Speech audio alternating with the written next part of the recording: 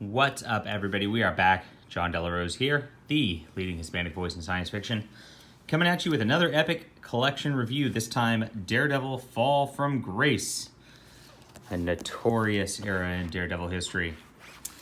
This is volume 18, years 1993 to 1994.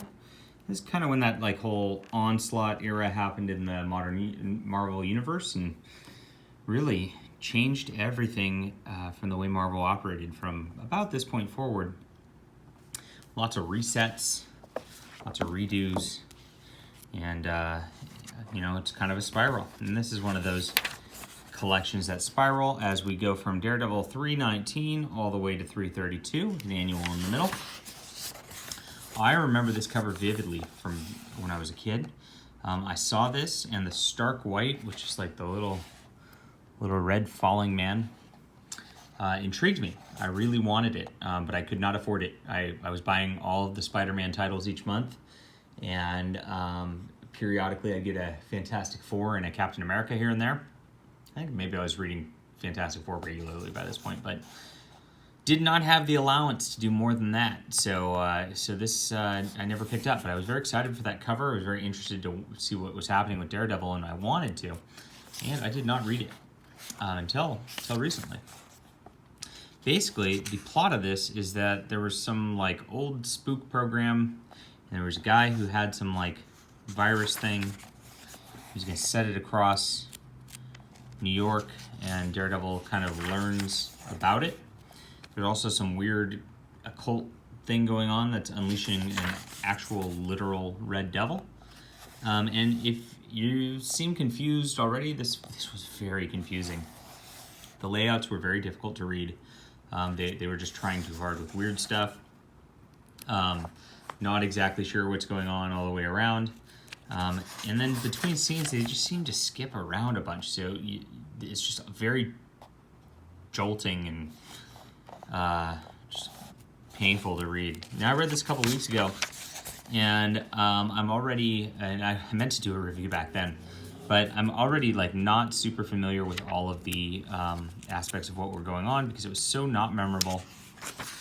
I know that they brought Elektra back from the dead, and there was some S.H.I.E.L.D. thing going on, and what happened was some lady was hacking into Ben Urich's computer and then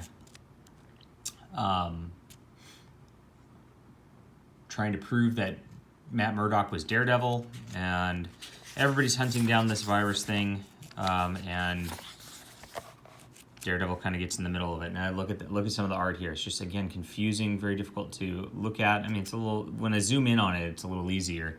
Maybe look at it for the whole page. It just looks like a jumbled mess all the way around. Tough to negotiate. And there's also a weird background story in all of this where Karen, apparently his secretary Karen, who he's been in love with or something throughout this entire time, had, and I don't know how much of this was in the before this that they were building on or whatever, but she apparently starred in porn or something. It's very weird for a kid's book. I don't know how that got approved by the Comics Code back then. And these guys were trying to rope her back into it, and she was triggered by it. And then Daredevil changes his costume because it just got so torn up, he just kind of made a new costume, and it just debuted very matter-of-factly. Very weird. All this devil's coming after him the entire time.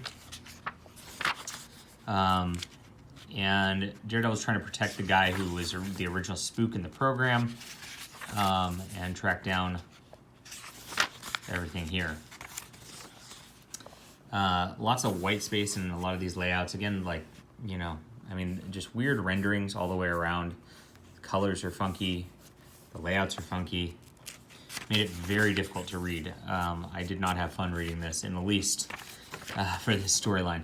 And then, of course, they have a guest appearance from Venom to try to just gin up some extra readership here. So this is they were talking about resetting Daredevil and all that, and they really wanted to bring readers back in. So they brought Venom in, and Venom really wants this virus thing also, because it supposedly gives mutant properties or something like that that can potentially make it so that he's impervious to like heat and sound issues and things like that. And Daredevil literally just says, hey, if you didn't have a weakness, you know, you wouldn't grow stronger, so don't do it. And Venom just says, okay. It's very bizarre. And then Morbius comes after it also. So kind of convoluted, doesn't make sense. New guest characters every issue that don't really add much to the overall storyline, as Venom just kind of dips in and dips out. And we finally get to this 6th issue where, of course, you see the Blade there. Elektra comes back, and they kind of solve things. And this is Elektra, for those who don't know, because she's got a weird look in this also. See just how it's like half rendered? I just don't love this art whatsoever. Very hard to read. And they get everything, and Daredevil fakes his own death. Oh, there's that. So Matt Murdock, they fakes that Matt Murdock got killed to prove that he's not Daredevil, and everybody now thinks he's a different Daredevil for some reason, which kind of proves he was Daredevil, but they don't really talk about the thought about that. So that's how it ends, and that's a very weird story for 6 issues. Did not enjoy whatsoever. Now we have a quick, for the annual, we have a Daredevil versus an Elektra, and I like the art much better, and this is much more standard comic fare. Who did this art in here? Does it say? Chris Renkowitz. So don't know who that is, but standard comic fare, kind of heavy on the ink lines, a little cartoony, but it works. And him and Elektra team up with Shang-Chi, the Master of Kung Fu, and fight down this villain that gets resurrected. And it's a pretty simple story that just, you know, standard superhero fight. Works pretty well. It's all right. It's not fantabulous, but it works. And then the backup story is actually the best part of the annual here. This is the best story in the volume, and it actually has very little to do with Daredevil whatsoever, except for it's got Black Widow reacting to Daredevil's death. And Nick Fury shows up. Got this like faux Todd McFarlane style art of this era, but I like this artist better than Todd McFarlane, to be honest. Very enjoyable story where Black Widow goes on a mission for Nick Fury because Nick Fury tells her to, and doesn't really resolve things, but it's a quick vignette, and it was all right. So there you go. And then we get into the Tree of Knowledge. We got characters reacting to their deaths. We're back into the weird art again. It didn't quite work from Fall from Grace. And we get some Daredevil and Elektra team up. Then Captain America teams up. And this is a weird storyline too, where there's like this like hacker group they're tracking down. And they're trying to save some hacker, but stop other hackers. And look at just like the way this is all half rendered and very difficult to tell what's going on. Very difficult to read. Eventually, Daredevil and Cap start to fight. Look at even Captain America. It's like they're like, it's like they put the flats on there, and then forgot to like fill in the details. Is what it looks like. And is this the one where Cap and him fight? Not quite. Oh yeah. So they look like they're gonna fight. This is a very, very funky storyline. This is even worse than the last one. So it looks like Cap and Daredevil are going to fight over basically what to do here. Daredevil's going a little more harder and berserk, and Captain America wants them to have a fair trial. You know, he's doing the silly Captain America thing. And they're about to have a big fight, and then this next issue is an interlude by a completely different artist, who's actually a really good artist. I really am back to kind of normal art here. And they 100% skipped over that fight. So it felt like, I think maybe this dude got late on the art or something like that. And they did this as a fill-in issue, but they didn't want to stop the like Tree of Knowledge thing because it was you know, 5-part story or whatever it was. So they did this interlude like almost as a fill-in, but it like continues the story just like it's a normal chapter of the story. So it's not really an interlude. It's very odd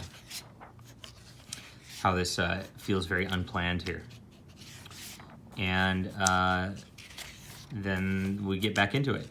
And we kind of get back and like it turns back and Captain America and Daredevil fight a little bit over how to resolve this. Acts like that interlude issue didn't quite happen. It was very, very confusing. And we get more of the, like, you know, the porno talk in here as this escalates in the storyline. Very weird. And of course, they got like the 90s talk of like cyberspace, and this is like the new cyberspace training gym or whatever. Very bizarre. And there's always a guy in here who's a robot who keeps going, "I'm not a robot," in this entire series. And eventually Captain America and Daredevil stop the bad guys. And that's it. Well, not yet. Oh, sorry, there's the finale. Yep, because you can't just call it part 1 through 6 or whatever. You gotta go finale. So they eventually stop the bad guys. Have an uneasy truce together. And that's that. Log out. Yeah, that was those were tough reads. I really did not enjoy going through this. We get some swimsuit special pinups. I remember this from when I was a kid too. Of course, that's something I'd remember from when I was 12. But whew, this was some of the most difficult reading I've had in any of the epics so far. That one Blackout Widow story in the annual was pretty solid, and actually the other one was decent too. But beyond that, these like 5 and 6 parters or 7 parters or whatever they end up being with the weird interludes and finales were just a train wreck all the way around. Just too much jumping around and too many different characters. Didn't know what was going on. But with the layouts and the art, it made it very difficult to tell who was doing what. There's so much disjointedness all the way around with it. It was just a difficult read.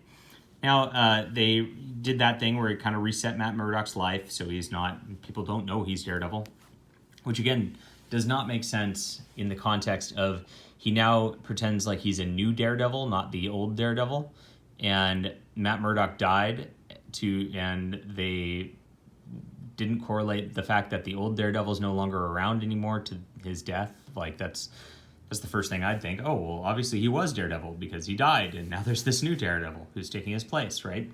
Especially with the new costume and everything. So wasn't thought through so great right there. Elektra's back, and the relationship problems are, not feeling it, not feeling attached to it, I guess, based on what I read here.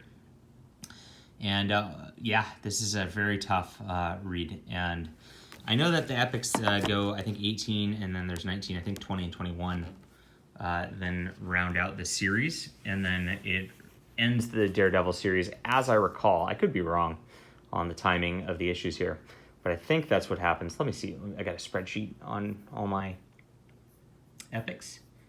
And so 21, I believe, is going to be the last Daredevil epic before they reset the series, and it becomes the Marvel Knights, where Joe Quesada does a brief stint on Daredevil, and then Brian Michael Bendis takes over in omnibus form.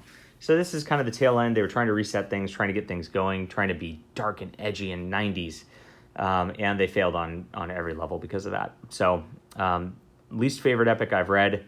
I'll give it a 2 out of 10 for the backup story of that Black Widow, because I enjoyed that a little bit. All right. I will see you guys next time. Hit that like and subscribe button. If you remember this, let me know what you thought. Maybe I just didn't read it right. Who knows? See ya.